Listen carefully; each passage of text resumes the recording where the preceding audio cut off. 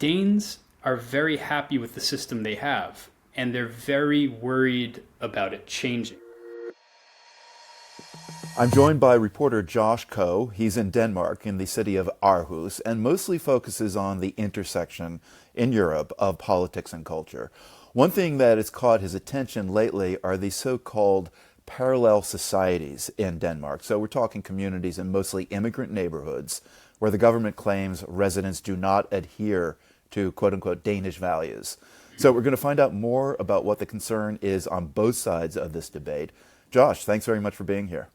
Thanks for having me, Marco. Where does his concept of parallel societies actually come from? Yeah, well, I think you have to actually start with the word that they were using before parallel societies, which was ghetto and hard ghetto. The government was calling social housing estates where people were living ghettos if they met certain criteria. If they had higher crime rates, like above a certain threshold, if they had higher than normal unemployment. And then another thing that residents have really taken issue with is that they're areas where at least 50% of the population is from non-Western countries. This idea of the parallel society is a society that's in parallel to Danish society and Danish cultural norms, but that's something they kind of don't like to specify in any sort of government documents. So before we go on, do you understand what the Danish government means when they say Danish values or Danish cultural norms? You know, it's really interesting. In 2018, Lars Løkke Rasmussen, the prime minister at the time, he had a New Year's speech, and you kind of have to imagine the New Year's speech as sort of the State of the Union address here. Rasmussen said, we need to do something about parallel societies. Rundt om I landet der parallelsamfund. Mange mennesker med de samme problemer klumpet sammen, og det skaber en negativ spiral. And he specifically said these are places that don't follow Danish norms and values. Jeg taler om de boligområder, hvor unge tvinges til at gifte sig med en, de ikke elsker. Hvor kvinder regnes for mindre værd end mænd. When you hear these things, it's sort of a dog whistle for Muslims living here in Denmark. So a population that really started to form here in Denmark about 30 years ago of immigrants from Muslim countries. Vi skal sætte et nyt mål om at afvikle ghettoerne helt. Nogle steder ved at bryde betonen op, rive bygningerne ned, sprede indbyggerne og genhuse dem i forskellige områder.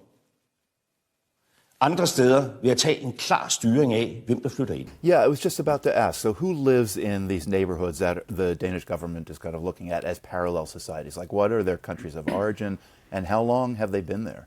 See, I think something that's maybe hard for Americans to kind of grasp or get a sense of, but Denmark does not do the kind of ethnic census that the US does. You're Danish, or you're Western, or you're non-Western.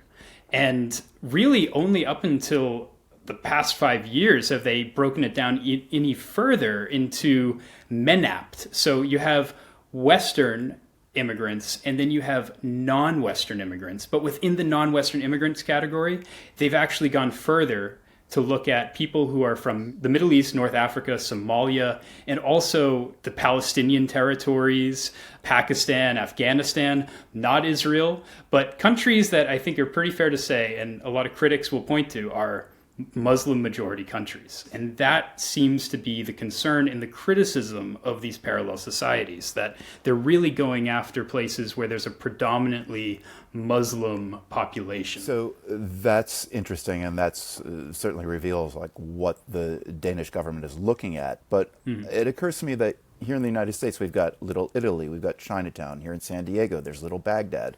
What is the fundamental problem the Danish government has with these parallel societies?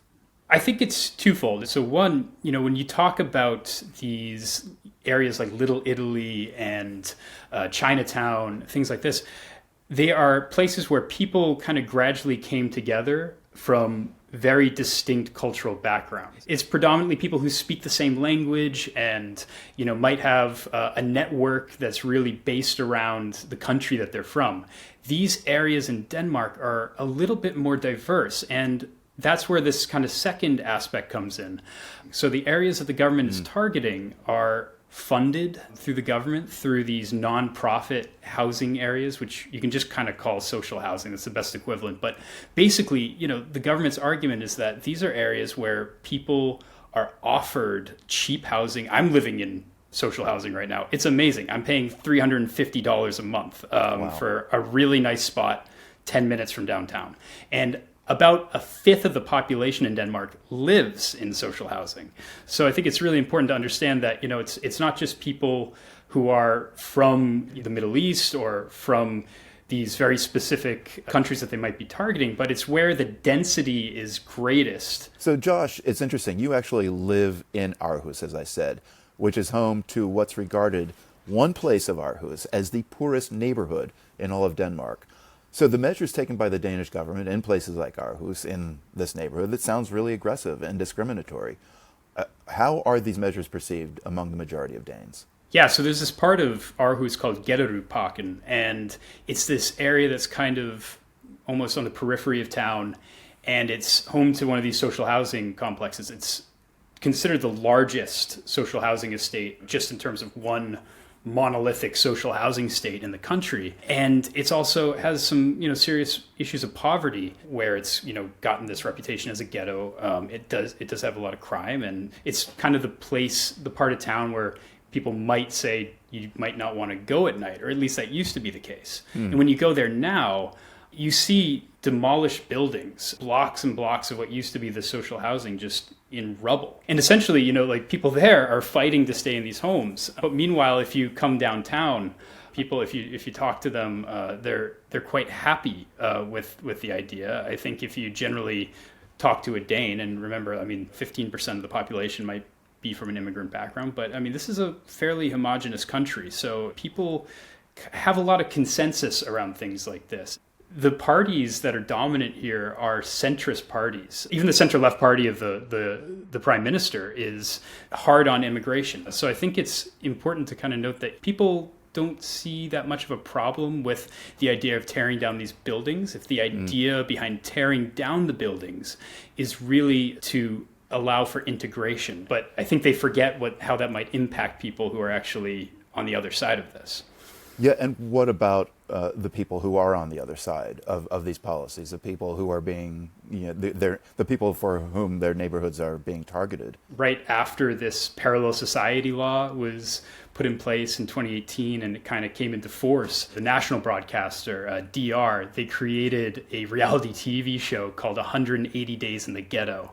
And if you can imagine, kind of putting this place on display for the whole country as this parallel society, a place where they showed cars on fire. The whole idea was you take normal Danes and drop them in the ghetto, and they learn how to live in a ghetto. The people who went, I talked to one of them. She was an octogenarian retiree. Her name was Esther.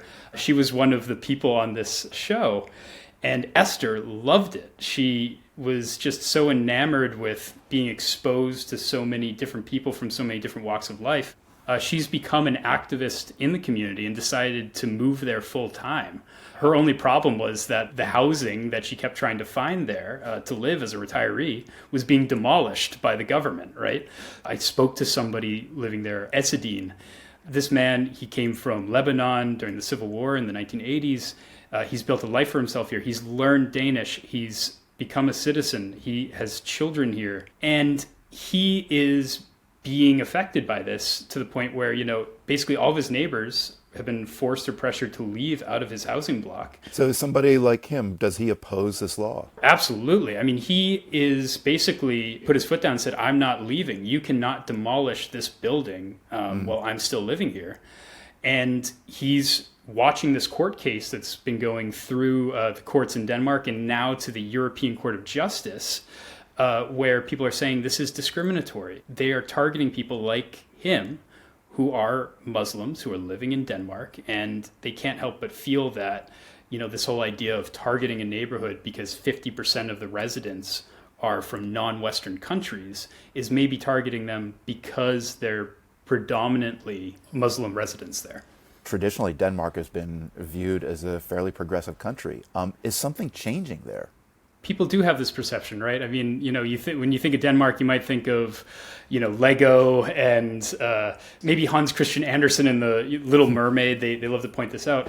But you think of a very highly functioning welfare state and a very highly functioning government with, tops the charts when it comes to transparency and all these things.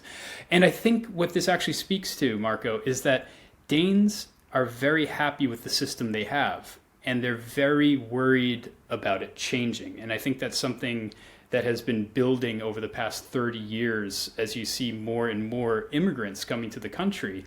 The thing that I hear from Danes over and over again, even scholars I've spoken to, researchers that I spoke to in my story, they say, we're a small country. We're 6 million people. We have certain things that we like. We like our culture. We like our language. We like to drink beer. And these are things that people say, really. Like, we like to drink beer. We're worried maybe, our neighbor might not drink beer with us or eat pork. I mean, they talk about things like that when they talk about their cultural values or their culture. It feels really polarized, and I'm just, wondering what your experience has been. I'd imagine it's been different than, say, some of the people living in these parallel society neighborhoods, but I wonder what it's been like living as an outsider in Denmark for you, Josh. I have to say I come from a privileged position coming into, a master's program here, studying here, and that's how I got my visa. But if you think about it, I mean, I have friends who are from Latin America who are from the same program, live in the same social housing unit, but they count against a community, right, as non-Westerners, and I don't. That's a pretty stark sorting system that's created. Well, I think you could pass for Danish, Josh, honestly. Well, I pass well enough that they come to me and they start talking in Danish before I have the chance to actually blurt out some horribly butchered Danish prose. But I mean, I think that's another thing that's incredible as an immigrant here. Across the board, you are guaranteed Danish language lessons. They want you to integrate. I mean, their immigration ministry is called the Ministry of Immigration and Integration. They have an integration barometer where they look at the breakdown of the amount of people from Western, non-Western immigrant backgrounds who have jobs, for example. And they're really concerned about this idea of people becoming Danish. Has there ever been any moment while you've been in Denmark that you really felt, I'm not from here? Well, there is the time that I got detained. Oh, what's that about? I was on assignment for the World. I got the opportunity to report on Russia's shadow fleet, which is a whole nother story around Denmark. But long story short, I was in the wrong place at the wrong time with some activists who allegedly ended up using a drone a little too close to the airport. I don't even know if it was them necessarily, but in any case, we all ended up getting arrested together. Part of the interrogation, because we were charged, was that I had to, as an immigrant, I had the option of not answering these questions, but there was a separate line of questions as an immigrant that I had to answer that would be used against me in court. And I didn't have a lawyer, but I was curious what these questions were, so I let them ask me. And it was about 20 questions, and they asked me things like, are you part of a Danish club? No, I'm not part of a Danish club. Do you have a significant other who is here in the country, is Danish? No, I don't. And if you think about it, like if that's also going to be used against me, they were trying to suss you out. Yeah, suss me out, see if I was, trying to become Danish enough. And I think that is kind of a theme here of, are you Danish enough? I think that's always a question for people here. Well, I can see how that would leave a very odd and uncomfortable taste in one's mouth. So let me just ask you this. I mean, is there anything that has really surprised you about Denmark, bad or good? Anything that was different from what you might have expected going there? I've been to a lot of countries that are old, with very old roots. But I think there's just something unique in a way, at least among places that I've lived, about Denmark. They have this idea of the national birth certificate. And it's a stone that's over 1,000 years old that was planted by Harold Bluetooth. And the one right next to him was from his father, King Gorm, like 50 years before that.